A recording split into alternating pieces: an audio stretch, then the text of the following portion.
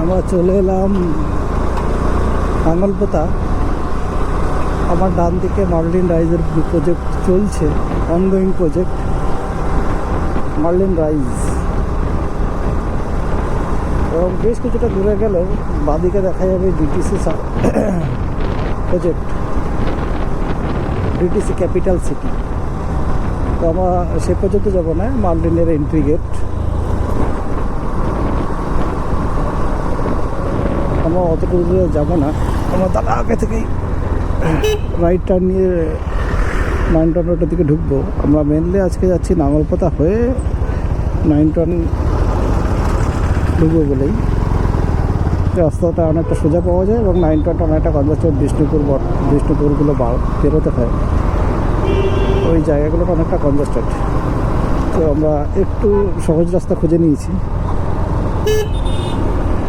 তার জন্যই এই রাস্তা ধরে এগোলাম আমরা।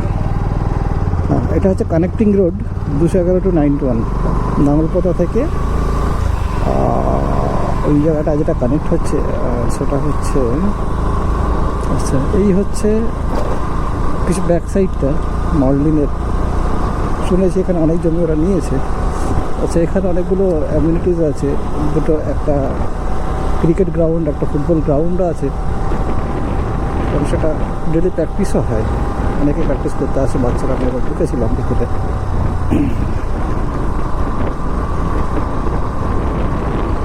আচ্ছা, এটা কানেক্টিংটা হচ্ছে 211 রোডের লাহাটি থেকে একটু আগে, যেটা জায়গাটার নাম ঠিকঠাক আমার জানা না, তবে লাহাটি থেকে একটু আগেই আমরা এই রাস্তা কানেক্ট করব। সুতরাং আমাদেরকে বিষ্ণুপুর বটতলাটা আমরা স্কিপ করে গেলাম এই রোডটার জন্য। তাতে করে আমাদের সুবিধা হলো, একটু কনজাস্টেড রোড এড়াতে পারলাম। কিন্তু এই রোডটা ভালোই থাকে, একটু খারাপও আছে দেখলাম।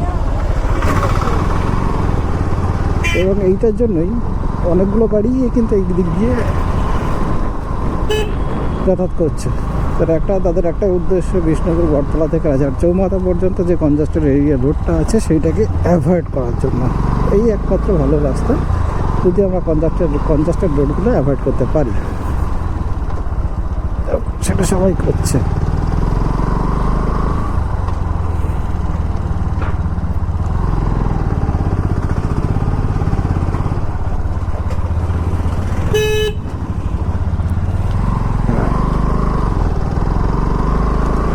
আর বড় সবার পিছনে যে ব্ল্যাঙ্কেটটা দেখতে পাচ্ছ, কাশ্মীর আবদার ছিল।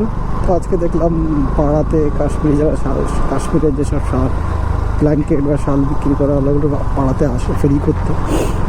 দেখলাম একটা এসছে, তো বউকে ডাকলাম, বাড়িতে মাও ছিল। এটা মেনলি মা পছন্দ করে দিয়েছে, না আমার মা, ওটা ঠিক আছে নিয়ে যাওয়াটা। কিনলাম, তাই শালার গাড়িতে ডেকে নিয়ে শালার গাড়িতে বেঁধে দিলাম, চলো নিয়ে যাওয়ার জন্য।